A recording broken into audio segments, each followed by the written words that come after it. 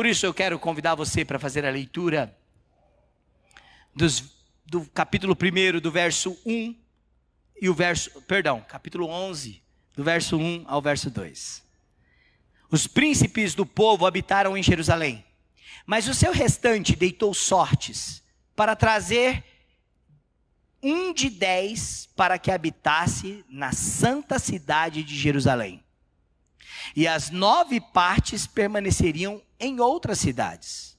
O povo bendisse todos os homens que voluntariamente se ofereciam ainda para habitar em Jerusalém. Como eu disse, Jerusalém não estava habitada. A obra estava terminada. Então, neste caminho de consagração, de dedicação a Deus, de dedicação da cidade, que é a vida espiritual do povo de Israel no Antigo Testamento, que representava o lugar de culto e serviço a Deus, o lugar dos sacrifícios e da adoração do povo de Israel. É chamado Cidade Santa por causa disso. Neste caminho de se consagrar a Deus, nós aprendemos algumas lições com o povo em Neemias. A primeira delas, que para ter consagração, é preciso dedicar-se em preparação. Eu vou repetir. Para ter uma vida consagrada, é preciso haver dedicação para se preparar para isso. Se você quer ter uma vida consagrada ao Senhor, é preciso dedicar-se em preparação. É preciso planejar isso, preparar, gastar tempo, criar meios para que você possa viver dedicado a Deus, consagrado a Deus. Isso envolve esforço, isso envolve planejamento diário, semanal.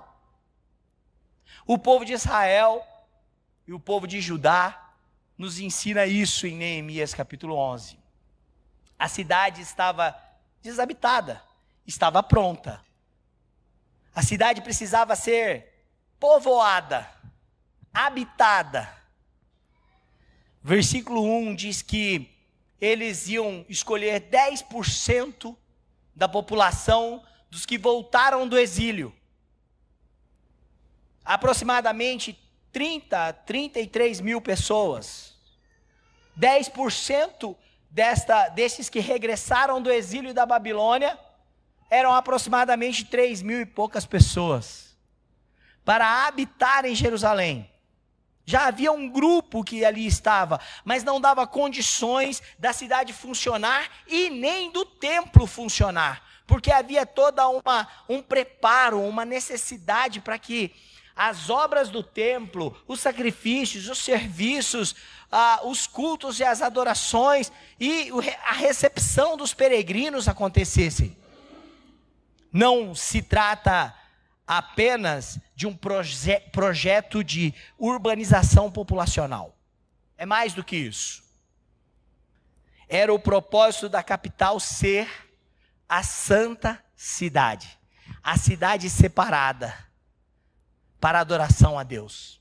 A santa cidade. Esse termo é pouco utilizado na Bíblia, principalmente no Antigo Testamento. Aqui em Neemias vai aparecer 2 vezes.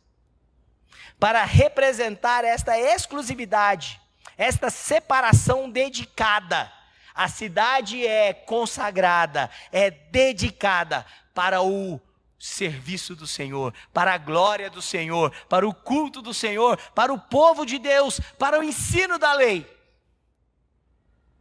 O projeto de urbanização populacional é necessário para que essas coisas aconteçam. Há um propósito para este repovoamento de 10%, porque seria difícil as pessoas saírem do seu campo, das suas casas, das necessidades agrícolas e até de rotas comerciais. Então eles estabeleceram sortear pessoas das famílias para que elas habitassem em Jerusalém. Há um motivo espiritual. Os moradores daquela cidade serviria a um propósito espiritual. A minha aplicação quanto a isso, no texto, ela me incomoda, porque mostra o quanto eu sou negligente com a aplicação espiritual dos propósitos de uma vida de consagração. Enxergar coisas como habitar a cidade e fazê-la funcionar como era necessário em Jerusalém. Talvez lugares que existiriam padarias, fornos, lavanderias, lugares que haviam hospedarias, casas para receber pessoas e peregrinos. Tudo isso fazia parte de um propósito espiritual. Fique atento aos propósitos espirituais para a consagração da sua casa a Deus, para a dedicação da sua vida a Deus. Preste atenção nestas coisas que parecem ordinárias e comuns e que nem parecem religiosas, mas que fazem parte de um propósito espiritual para a nossa consagração ao Senhor. Aquela cidade era a santa cidade. Para ter consagração, é preciso dedicar-se em preparação. Precisamos de gente para que o templo, o culto, a cidade esteja em pleno propósito espiritual de cumprir o seu papel. Facilite na sua vida os propósitos espirituais de Deus, para que você possa consagrar-se ao Senhor. Coloque a Bíblia no seu celular, tenha sua Bíblia por perto, separe tempo para a oração, planeje a sua atividade na vida da igreja, para você participar mais do que um crente domingueiro, que só vem no domingo à noite. Para ter consagração, é preciso haver dedicação em preparo. A necessidade fez que fosse lançado sorte para escolher. Mas olha que detalhe importante no verso 2. Olha que detalhe importante. Eles precisavam sortear. Famílias iam precisar enviar outras famílias do seu clã para morar em Jerusalém. Tá certo? Então, foi lançado sorte, pessoas foram escolhidas. Mas observe o versículo 2. Embora houvesse lançado sorte, houvesse um sorteio para a escolha dessas pessoas, foi a solicitude deles que marcou a escolha de ir para Jerusalém. Observe o versículo 2. O versículo 2 diz: o povo bendisse todos os homens que voluntariamente se ofereciam ainda para habitar em Jerusalém. Houve sorteio, mas houve solicitude voluntária. Atos voluntários fazem parte da nossa preparação para servir ao Senhor e nos consagrar ao Senhor e nos dedicarmos ao Senhor. Atos voluntários fazem parte do chamado da vida cristã. A Bíblia de Genebra comenta o versículo 2 da seguinte maneira, comentário da Bíblia: não se refere a um outro grupo, além daqueles que foram sorteados, mas ao espírito disposto daqueles que foram escolhidos desse modo. Eles foram escolhidos e foram com um coração voluntário. Eles foram escolhidos e se sentiram privilegiados em habitar na santa cidade. Eles foram escolhidos e se sentiram privilegiados voluntariamente a servir a Deus. Tito, a carta de Paulo a Tito, nos convida a ter posturas assim. Em Tito, capítulo 3, verso 8, Paulo vai dizer: fiel é esta palavra. Quero que no tocante a estas coisas, faças afirmações confiadamente. E presta atenção no que Paulo vai dizer para Tito. Para que os que têm crido em Deus, aqueles que são crentes e que dedicam a sua vida a Deus, que consagram a sua vida a Deus, os que têm crido em Deus, sejam solícitos na prática das boas obras. Sejam solícitos nas práticas das boas obras. Irmãos, eu quero explicar solicitude. Solicitude é ação voluntária e consciente.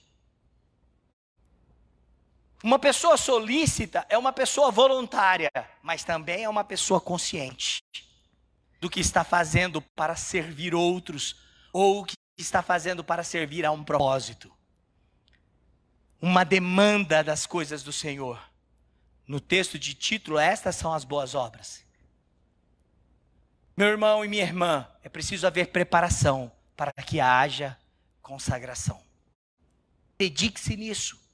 Tenha atitudes voluntárias e solícitas de se envolver com necessidades da obra do Senhor. Eu te pergunto, eu gostaria que você saísse daqui incomodado, mas não saia com raiva de mim.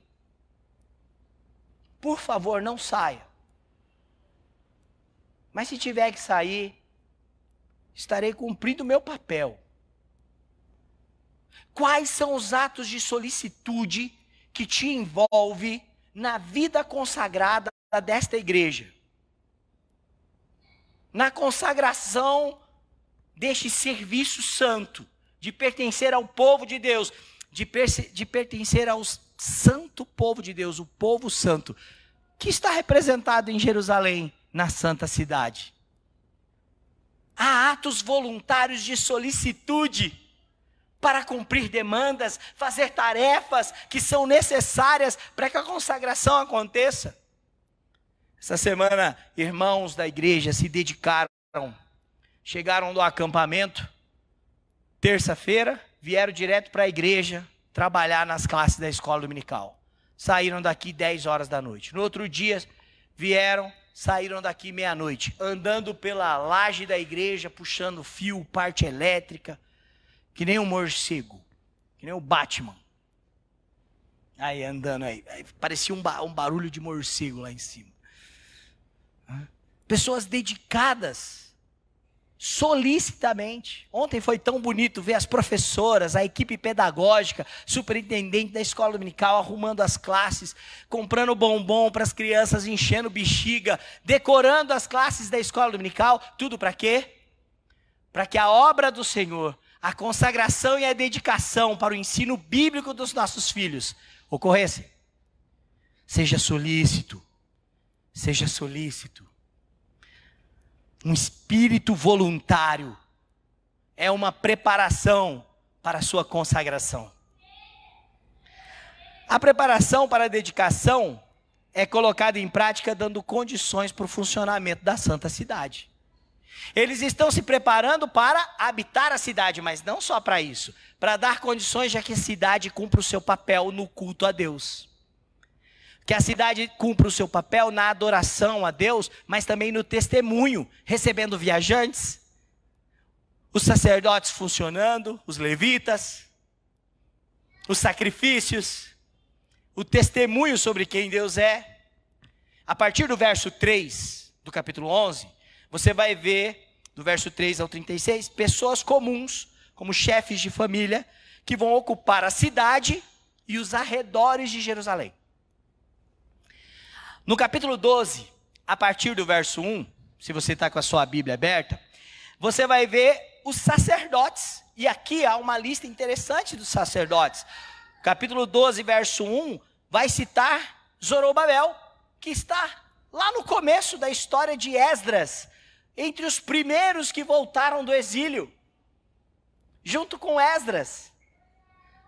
A família dos sacerdotes, a família dos levitas, a partir do verso 1 até o verso 26, também serão separados para estarem em Jerusalém. Uma parte deles. Para que eles morem e habitem e facilitem o culto. Irmãos, pode parecer só uma estratégia para que as coisas funcionem. Mas se não houver estratégia para facilitar a sua vida de consagração, você nunca vai desenvolver a sua consagração diante de Deus. A sua dedicação a Ele. Você sempre vai ficar raso, pobre na vida espiritual. Você sempre vai ficar periférico à vida cristã. Você vai à igreja, mas é periférico. O povo de Israel não é chamado a isso. Por isso, para viver uma vida consagrada, é preciso dedicar-se em preparo. No domingo, que é o dia do Senhor, você não conseguirá dedicá-lo se não se preparar antes. Faça com que seus filhos vão dormir mais cedo no sábado. Durma mais cedo no sábado. Antecipe o seu café da manhã. Prepare isso para que você não perca o café da manhã com a sua família. Eu sempre perco, porque eu sempre acordo esbaforido. Mas, pastor, eu faço questão do café da manhã. Faço questão, faz questão.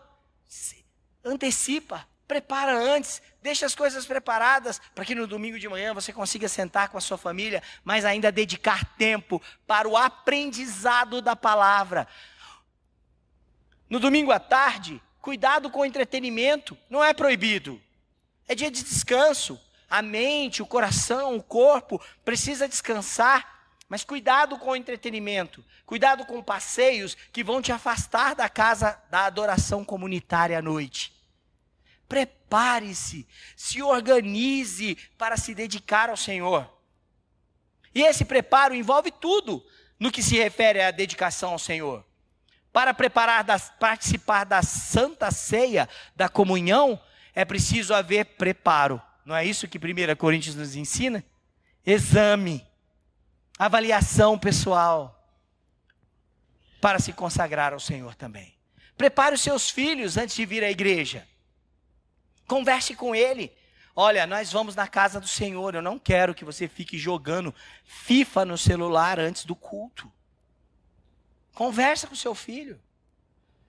Você vai chegar, você vai guardar esse celular. E não vai ficar jogando. Você vai ter tempo para jogar depois. Se você jogar dentro da igreja, você vai ter a eternidade toda para jogar também. Porque vai acontecer algo fatal sobre a sua vida. Converse com o seu filho sobre essas coisas. Fala assim, vamos nos preparar, nós vamos para o culto. Vamos tomar banho mais cedo. Vamos fazer xixi antes de ir para a igreja. Parece que a torneirinha do xixi abre na hora do culto. Leva o seu filho para ir para a igreja. Né? Prepare isso, ensine ele. Você vai fazer isso por muito tempo, porque ele vai demorar para aprender. Não é assim, presbítero Wilson? Você vai ter que falar todo dia, não quero que você durma lá no banco da igreja. Então dorme um pouquinho à tarde, tira um cochilinho. Vamos lá, aí você canta a musiquinha de ninar para dormir à tarde. Preparação para a consagração.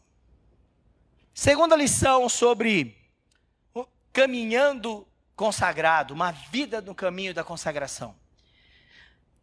A consagração produz culto verdadeiro, dedicado a Deus. Uma vida consagrada vai redundar a uma vida de culto e de adoração exclusiva, dedicada a Deus. Consagração me leva à adoração. Pessoas dedicadas ao Senhor são pessoas que são adoradores. A vida faz isso. Capítulo 12, versículo 27.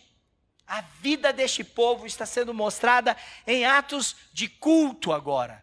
Eles estarão dentro da cidade com estes que foram escolhidos voluntariamente, estão felizes em servir. E agora eles vão dedicar os muros da cidade que eles terminaram de construir. Eles vão passar pelas ruas em procissão. Olha lá, capítulo 12, verso 27. E eles vão até a porta do templo para oferecer sacrifício e adorar ao Senhor. Consagração produz culto verdadeiro, de dedicação a Deus. Dos muros, às ruas, às casas, ao templo. Tudo foi dedicado. Tudo foi consagrado a Deus. Tudo foi consagrado. Tudo pertence ao Senhor. Tudo é dedicado a Ele. Veja bem, a dedicação dos muros e das ruas, a procissão feita em louvor até o templo, não é um processo místico. Eles não estavam lá declarando contra espíritos malignos, nada disso. Era um gesto simbólico de adoração, sim. Mas para dizer que tudo isso pertence ao Senhor. Observe o verso 27. Na dedicação dos muros de Jerusalém, procuraram aos levitas de todos os seus lugares para fazê-los vir a fim de que fizessem a dedicação com alegria, louvores, canto, símbolos, alaúdes e harpas. Então, versículo 40 agora. Ambos os coros pararam na casa de Deus, como também eu, Neemias, é Neemias que está narrando, como também eu, e metade dos magistrados comigo. É interessante isso. Nessa dedicação havia o quê? Louvores. E esses louvores eram com música, com instrumento. Olha que bonito. Com alegria. Com alegria. Eles então dedicam os muros que eles construíram para cercar Jerusalém. Eles dedicam a cidade e eles vão caminhando até chegar ao templo, onde tudo isso culmina em adoração e serviço a Deus. Consagração resulta em culto a Deus. Nesse culto, nesta consagração, nesta dedicação, tem um rito cerimonial que vai acontecer. Este rito é o rito da purificação. O versículo de número 30, versículo de número, eu acho que eu não coloquei aqui, mas é o versículo de número 29 a 30, é o versículo 30. Purificaram-se os sacerdotes e os levitas, também purificaram o povo e as portas e o muro. Eles purificaram os sacerdotes e levitas. Aqui é um ritual, um cerimonial. Nesse cerimonial, eles usavam água, eles aspergiam água sobre os sumos sacerdotes, sobre os levitas. Eles também aspergiram água sobre as portas dos muros e sobre os muros, como um rito cerimonial de purificação. Mas o que esse rito significa? Este rito cerimonial tinha a intenção, o propósito de conduzir e ensinar humilhação e arrependimento. Eles estavam prestando culto a Deus, versículo 30, rito de purificação. O quê? Neste rito, eles admitiam os seus pecados. Nesse rito, eles sabiam que não podiam se apresentar diante de Deus porque eram indignos. Então, o rito de purificação era um pedido pelo perdão. Era um pedido pelo perdão daqueles que se aproximam diante de Deus, mesmo que com muita alegria, mesmo que com cânticos de adoração, mas que se aproximam de Deus com um coração quebrantado, compungido, pedindo a Ele perdão dos pecados. Só então eles ofereceriam culto. A parte da contrição faz parte do culto cristão. É uma expressão bíblica de Levítico. Levítico capítulo 16, verso 30 diz: porque naquele dia se fará expiação por vós, para purificar-vos, e sereis purificados de todos os vossos pecados perante o Senhor. Este era o rito da expiação, que era um rito de purificação do Antigo Testamento. Ele significava e ensinava arrependimento, humilhação, busca por perdão, para então cultuar a Deus. Hebreus capítulo 10, versículo 22, nos convida a nos aproximar no Santo dos Santos através da obra de Jesus. E no versículo 22, o escritor de Hebreus, no capítulo 10, vai dizer: aproximemo-nos com sincero coração, em plena certeza de fé, tendo o coração purificado de má consciência e lavado o corpo com água pura. Se apresente diante de Deus, mas se apresente diante de Deus para culto, com um coração humilhado e contrito, reconhecendo os seus pecados, pedindo o lavar regenerador e renovador do Espírito Santo, que perdoa os nossos pecados através da obra de Cristo. A procissão seguiu dos muros da porta da cidade, se dividiu em dois grupos, um para um lado, outro para o outro. Eles cantavam, eles tocavam trombetas, eles louvavam. O relato, a partir do versículo 31 do capítulo 12, vai dizer que havia cantores que foram trazidos para este propósito, músicos que estavam espalhados seguindo a população. A procissão conduz o povo para a porta da casa de Deus, o templo. Cânticos e instrumentos musicais, eles vão também sacrificar, fazer sacrifícios a Deus. Este é um momento apoteótico, porque converge o êxtase da alegria de adorar a Deus, de cultuar a Deus, nas portas da casa dele. Versículo 40, Neemias diz que parou eu e metade dos magistrados, porque a outra metade vinha com o outro grupo que estava em procissão à casa de Deus para servi-los. Lá eles se encontraram, lá eles adoraram, lá eles ofereceram sacrifício. Observe o versículo 42. O versículo 42, no mesmo dia, ofereceram grandes sacrifícios. Isso fazia parte do culto a Deus. Meu irmão, minha irmã, a consagração produz culto verdadeiro. Agora preste atenção, este culto é resultado de alegria. Você sente alegria em estar na casa do Senhor? Há um salmo que diz: alegrei-me quando me disseram, vamos à casa do Senhor. Este é o espírito do povo aqui. Este é o contexto, inclusive este salmo faz parte dos salmos de degraus. Os salmos que o povo cantava na procissão para ir à casa do Senhor. Este salmo é do período pós-exílico, o período em que as pessoas voltam da Babilônia e voltam para Jerusalém. Os cânticos de romagem, os salmos da peregrinação, diz: alegrei-me quando me disseram, vamos à casa do nosso Deus. Porque na Babilônia nós não pudemos ir. Na Babilônia nós não podíamos estar na casa do Senhor para adorar. Olha que interessante isso. A alegria de servir ao Senhor. Observe de novo o verso 27. O verso 27 vai dizer, na dedicação dos muros de Jerusalém, procuraram os levitas de todos os lugares para fazê-los vir, a fim de que fizessem a dedicação com alegria.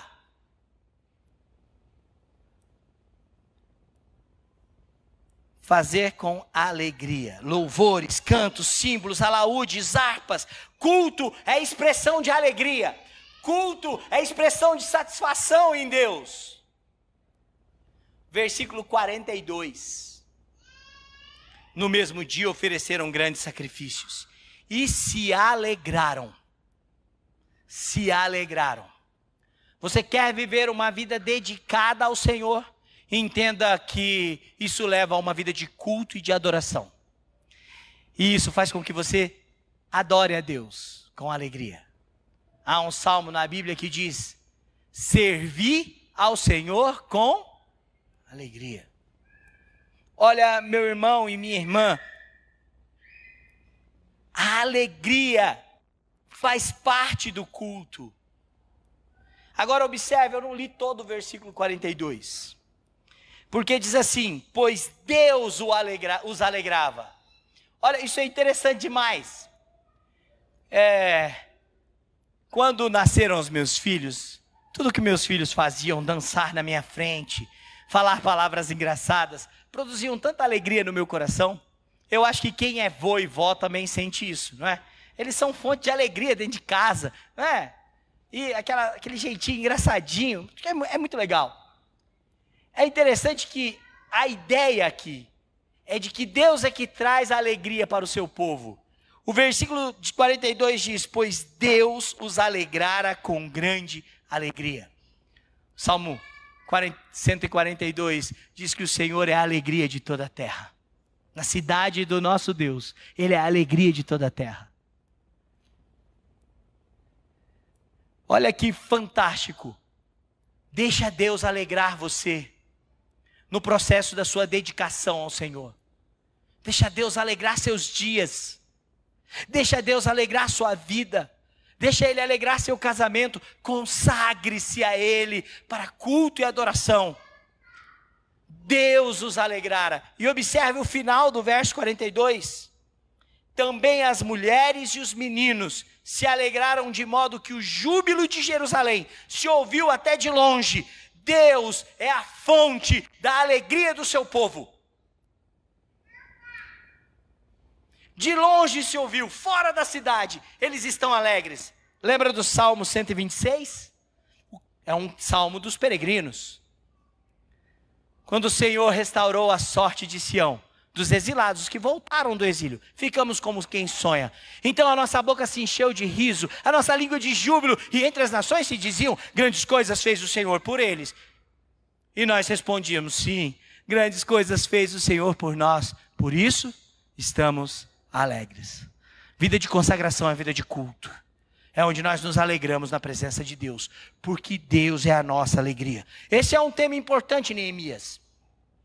No capítulo 8, lembra quando o povo estava lendo a Bíblia, a lei, e começaram a chorar porque viram que eram pecadores e que estavam longe de estar obedecendo a Deus? O povo começou a chorar e lamentar pelos seus pecados. Neemias interrompe aquele momento que foi necessário e diz assim, Neemias 8:10: porque este dia é consagrado ao Senhor. Dedicação, consagração. Portanto, não vos entristeçais, porque a alegria do Senhor é a vossa força. A alegria do Senhor é a vossa força. Alegre-se no Senhor. O apóstolo Paulo, em Filipenses 4:4, vai dar uma ordem para a igreja. A ordem de Paulo aos filipenses é: alegrai-vos sempre no Senhor. Outra vez digo, alegrai-vos. Que Deus seja a fonte da sua alegria. Terceira e última lição sobre o caminho da consagração.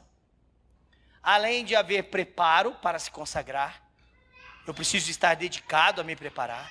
Além da consagração redundar em culto dedicado a Deus, e esse culto me leva a me arrepender dos pecados, mas me contentar e me alegrar com o Senhor em júbilo. Os meus cânticos, os cânticos da igreja devem mostrar isso. Os louvores devem fazê-lo. A nossa alegria, que é o Senhor. Ele nos alegra. Mas em terceiro lugar, consagrados são dedicados na manutenção da obra do Senhor e da casa de Deus. Os consagrados, os dedicados, estão dedicados na manutenção da obra e da casa de Deus. Uma vida de consagração vai fazer com que você se envolva nas necessidades do funcionamento do povo de Deus, do serviço da vida comunitária do povo de Deus. Está com a sua Bíblia aberta?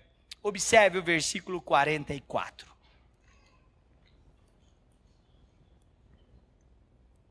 O versículo 44 diz: ainda no mesmo dia se nomearam homens para as câmaras do tesouro, das ofertas, das primícias e dos dízimos, para ajuntarem nelas das cidades as porções designadas pela lei para os sacerdotes e para os levitas, pois Judá estava alegre, porque os sacerdotes e os levitas ministravam ali. Olha, no capítulo 10, lembra no capítulo do pacto, que eles fazem uma aliança com Deus? O último versículo do capítulo 10, versículo 39, termina com uma frase. Se você voltar a sua Bíblia lá para o capítulo 10, você vai ver. A frase que vai aparecer é essa. A frase é a seguinte: e assim não desampararíamos a casa do nosso Deus. Eles estavam renovando votos de aliança ao Senhor. E eles falaram: nós vamos fazer isso, nós prometemos fazer isso, nós prometemos fazer aquilo, nós precisamos lembrar da data da colheita, nós vamos celebrar isso, vamos levar isso para Jerusalém, para a casa do tesouro, porque nós não vamos mais desamparar a casa de Deus. Consagração e pessoas consagradas são pessoas dedicadas na manutenção da obra do Senhor. No caminho da consagração, há o caminho da dedicação do sustento da causa local, da obra missionária, do sustento da igreja. O versículo 44 deixa isso claro. O versículo 44, eles nomearam tesoureiros, homens que ficaram responsáveis pela guarda dos recursos e pela distribuição desses recursos. É preciso organizar recursos para a obra do Senhor. Tem gente que acha que a obra do Senhor acontece sem envolvimento da igreja. A obra do Senhor, ele é dono do ouro e da prata. Eles pegam meias verdades, porque são verdades. Deus não precisa do nosso dinheiro. Deus não precisa de nada que tenhamos para dar, para ajudá-lo. Essa é uma verdade. Mas transformam ela numa metade de verdade. Tem gente que acha que as coisas acontecem na igreja assim. Vai ler a Bíblia, irmão. Vai ler a Bíblia para ver se era assim. O preço que homens e mulheres pagaram. Jesus recebia, em Lucas 8, mulheres que eram suas discípulas e que financiavam, porque elas eram mulheres ricas, abastadas. Tinha Susana, que era a esposa de um oficial. Era alguém que tinha posse. Essas mulheres serviam e financiavam o ministério de Jesus. Dava condições financeiras. Lucas 8. Tem gente que acha que a conta de luz da igreja se paga sozinha. E ainda quer mais. Reclama que não tem ar-condicionado na galeria. Não tem, precisa. Reclama que o som tinha que comprar um equipamento de som novo, melhor. Eu quero que os irmãos entendam que nada desse som aqui é nosso. Tudo emprestado. Da bateria ao violão, tudo emprestado. Esse microfone não é da igreja. É de um irmão da igreja, um presbítero da igreja. Eu não sei nem quanto que ele pagou, porque a marca desse alemão é alemã, do microfone é alemão. Nada aqui é nosso. Tem gente que acha que acontece, que as revistas da escola bíblica dominical, elas se pagam sozinhas. Ninguém paga. Não tem dinheiro. A igreja só quer saber de dinheiro. O salário do pastor. O pastor não precisa de salário.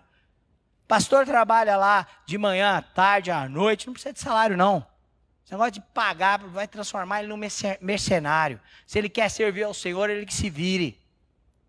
Tem gente que pensa assim, irmãos, e está dentro da igreja. E às vezes diz que não pensa, mas se comporta assim. Eles lá no capítulo 10 fazem um voto de não abandonar mais a casa do Senhor e a obra do Senhor. Isso envolve dízimos, ofertas, manutenção. E agora no capítulo 12, eles nomeiam o tesoureiro e começam a trazer os recursos. Para quê? Para que esses recursos sejam designados aonde é necessário. Olha, eu quero convidar você para fazer um salto cultural na história da igreja. Você vai falar, isso aí é do Antigo Testamento, pastor. No Novo Testamento tem isso não, tem não? Paulo está escrevendo a carta, a segunda carta aos Coríntios. E ele está fazendo uma arrecadação financeira de recursos para os cristãos de Jerusalém que estão passando dificuldades. A igreja de Jerusalém. A primeira igreja que contribui são as igrejas da Macedônia, o lugar mais pobre. A igreja mais pobre e perseguida é a igreja que contribui. 2 Coríntios capítulo 8, versículo 3 a 5. Contudo enviei os irmãos para que o nosso louvor a vosso respeito, nesse particular, não se desminta, a fim de que, como venho dizendo, estivesseis preparados, para que caso alguns macedônios forem comigo, e eu vos encontre desapercebidos, não fiquemos nós envergonhados, para não dizer vocês. Quando a esta confiança, portanto, julguei conveniente recomendar aos irmãos que me precedessem entre vós e preparassem de antemão a vossa dádiva já anunciada, para que esteja pronta como expressão de generosidade e não de avareza. Paulo mandou uma carta para a igreja de Coríntios para dizer assim, vou mandar gente aí para ajudar vocês a se organizarem, porque vocês se comprometeram em contribuir. Quando você é recebido como membro de uma igreja, irmãos, você promete, faz um voto ao Senhor, de sustentar a igreja moralmente e financeiramente. Os trabalhos, as necessidades. É um voto ao Senhor. Paulo está lembrando o que a igreja de Corinto prometeu. Para que vocês não fiquem envergonhados, porque se a gente chegar aí e vocês não tiverem a dádiva, vocês se comprometeram. Há uma necessidade na casa do Senhor. E Paulo está dizendo, olha, para que isso seja expressão da generosidade de vocês, e não da ganância de vocês, e não da avareza de vocês. O resultado da contribuição dos dízimos e das ofertas dá condição para o trabalho. Deu condições para o povo lá em Neemias, os sacerdotes, os levitas, os músicos, a casa de Deus, os sacrifícios, os perfumes, o incenso, a manutenção de todo o templo, a limpeza, as cinzas que precisavam ser transportadas, os animais que precisavam ser recolhidos. Tudo isso servia para a manutenção do culto do povo de Israel. Consagre a sua vida ao Senhor. Isso vai fazer com que você esteja dedicado a se envolver com as necessidades da causa local. Irmãos, eu não fico constrangido de trazer esse assunto. Porque se você observar o versículo 45, isso é bíblico. E executavam o serviço de Deus, da purificação, como também os cantores, porteiros, segundo o mandato de Davi, filho de Salomão, e do seu filho Salomão. Pois já outrora, nos dias de Davi e de Asaf, haviam chefes de cantores, cânticos de louvor, ações de graças a Deus. Existem pessoas que usufruem da vida e da infraestrutura da igreja, mas não dedicam um centavo, um minuto do seu tempo. Não dedicam um esforço da sua vida para que a obra do Senhor continue. Nós somos mordomos, irmãos. Tudo que nós temos vem da mão do Senhor. Há uma alegria em contribuir. O versículo 44 diz que eles estavam alegres em contribuir, porque o culto voltou a acontecer. Não seja alguém apenas que usufrui da infraestrutura do povo de Deus, mas que não participa. Vida de consagração te faz participante destas coisas. O versículo 44 diz: ainda no mesmo dia se nomearam homens para as câmaras dos tesouros, das ofertas, das primícias, dos dízimos, para juntarem nelas da cidade as porções designadas pela lei para os sacerdotes, para os levitas. Presta atenção no final do versículo 44. Pois Judá estava alegre. Judá estava alegre. Deus ama quem dá com alegria. 2 Coríntios, capítulo 9, versículo 7. Cada um contribua segundo está proposto no seu coração. Não com tristeza, ou por necessidade, porque Deus ama quem dá com alegria. Eu quero convidar você a olhar para Jesus, dono de tudo, abriu mão de tudo para nós. Herdeiro unigênito, compartilhou a riqueza da sua glória e nos fez herdeiros com Ele.